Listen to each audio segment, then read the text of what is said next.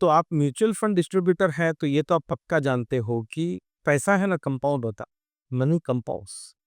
अब पैसा जो कंपाउंड होता है ना तो उसी तरह से डेटा भी कंपाउंड होता है, लेकिन एक छोटा सा फर्क है। पैसा वक्त से कंपाउंड होता है और डेटा जो है ना वो अलग अलग जगह से डेटा पॉइंट्स आते हैं, इसलिए कंपाउंड होता है। थोड़ा सा एग्जांपल समझते हैं, ज़्यादा क्लियर हो जाएगी। अब मान लो आपके पास आपके क्लाइंट्स का डेटा है, मतलब कॉन्टैक्ट डिटेल्स है। उसके साथ साथ आपके पास उनका इन्वेस्टमेंट पैटर्न है, इन्वेस्टमेंट हिस्ट्री है। उसके साथ साथ आपके पास ये डेटा है कि उन्होंने आपके साथ जो इतने सालों में जो भी मीटिंग्स करी थी, उसमें क्या-क्या उन्होंने आपको बताया था, ये भी सारा डेटा है। उसके साथ-साथ आपके जितने इंटरैक्शंस हुए हैं, ईमेल के, फ़ोन के या उनके जो क्वेरीज़ आए हैं, ये भी है। उसके साथ-साथ आपके पास उनकी फैमिली हिस्ट्री के बारे में है, उनकी फैमिली के बारे में मालूम है। So now you have lot of data points and as the data points increase, data compounds. Data compound होता है ना, तो डेटा या इंफॉर्मेशन अपने आप में यूज़फुल नहीं होता है। उसको यूज़फुल करने के लिए उसमें आपको सोचना पड़ता है। तो वो होगा आपका एनालिसिस। और जब आप एनालिसिस करेंगे तो आपके पास वो इंटेलिजेंस या नॉलेज आएगा। ठीक है? अब वो क्या इंटेलिजेंस या नॉलेज आएगा जब डेटा कंपाउंड हो जाएगा? तो 2 पर्सपेक्टिव है जिसको सोच सकते हैं, जिससे आपका फ़ायदा होगा।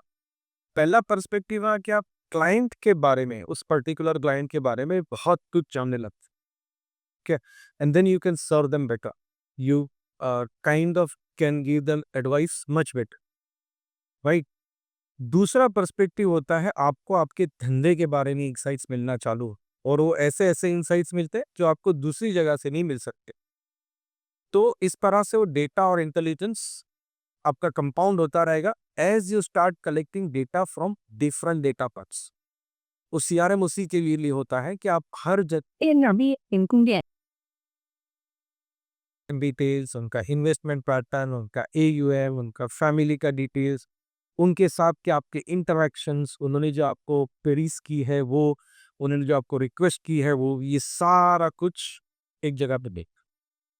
अब बात हुई कि आपने ये डेटा जमा कर लिया, उसको एनालिसिस भी कर लिया। जब तक इस डेटा और उस एनालिसिस के ऊपर आप एक्शन नहीं करोगे, तब तक रिजल्ट नहीं आने वाला। वो दंगल पिक्चर में डायलॉग था ना, कि ज्ञान बटोर तो लिया, अब बाँटोगे कैसे? तो ये बाँटने वाला चीज़ है ना, वो ज़्यादा इम्पोर्टेंट है। फिर थोड़ा और सोचते हैं कि ये जो बहुत बड़ी कंपनीज़ है ना, जो आप डायरेक्ट जाती है इन्वेस्टर के पास, जैसे अभी वो जियो और ब्लैक रॉक का स्टोरी बहुत जोर से चल रहा है, उन्होंने बहुत बड़ा हंगामा किया मार्केट में और बहुत से लोग इसके बारे में बड़े चिंतित थे और उनका थॉट था कि अनसर्टेनिटी जैसा लग रहा है कि क्या होगा। तो उस सिनेरियो में आपके पास ये बेनिफिट होता है, आपके पास है ना डेटा पॉइंट्स बहुत ज़्यादा है आपके लाइक्स, तो आपके पास इनसाइट्स बहुत ज़्यादा है, बहुत डीपर इनसाइट्स है। उनके पास बहुत से लोगों का थोड़ा-थोड़ा डेटा है, आपके पास आपके ही क्लाइंट्स का बहुत ज़्यादा डेटा है। So you can do much better analysis. You can have much better connects. You can have much better relationship with your customers. तो ये मुझे लगता है कि कॉम्पिटिटिव एज में भी ये डेटा का कंपाउंडिंग है ना, ये आपको बहुत काम आएगा। और एक पर्सपेक्टिव, अगर आप फ्यूचर को देखते हैं ना, तो सब लोग यही बोलते हैं ना कि फ्यूचर यही होगा कि when you are real adviser, जो ट्रस्ट और रिलेशनशिप बिल्ड करके आप अपने क्लाइंट को एडवाइजरी के मोड में ये इन्वेस्टमेंट कंसल्टेंट का काम करेंगे।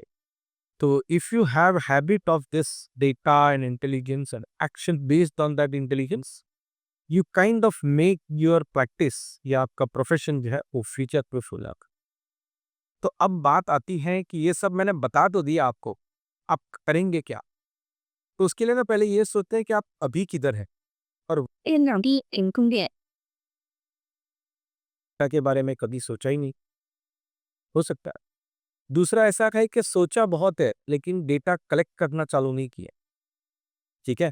मतलब आप सीआरएम जैसा कुछ यूज़ करना चाहिए ऐसा सोचा ही नहीं है। आपको मालूम है कि करना चाहिए लेकिन सोचा नहीं है। तीसरा ये है कि वो डेटा कलेक्ट हो रहा है लेकिन पूरा-पूरा नहीं हो रहा है।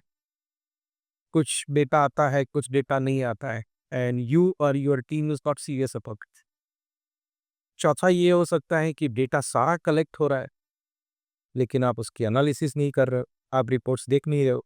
आप शांति से बैठ के हर क्लाइंट का जो एनालिसिस होना चाहिए था, या मीटिंग्स हो रहे हैं कि नहीं हो रहे हैं, क्लाइंट के क्वेरीज पर टाइम पे रिस्पॉन्स आ रहा है कि नहीं आ रहा है, वो आप देख नहीं रहे, तो आप एनालिसिस नहीं कर रहे। तो ज़ाहिर बात है कि अगर एनालिसिस नहीं कर रहे हो तो एक्शन नहीं हो रहा। तो ये कौन से स्टेज पे आप है ना, वहाँ से आपको जर्नी आगे लेके जाना है। सो बहुत सारा मदद इसमें आपको टेक्नोलॉजी कर सकता है, जैसे कि संचय सीआरएम जैसा प्रोडक्ट हो, और बहुत सारा मदद है ना आपको इसके बारे में जो बेस्ट प्रैक्टिसेस आएगा वो दे सकता है। तो संचय सीआरएम ये सिर्फ सीआरएम नहीं,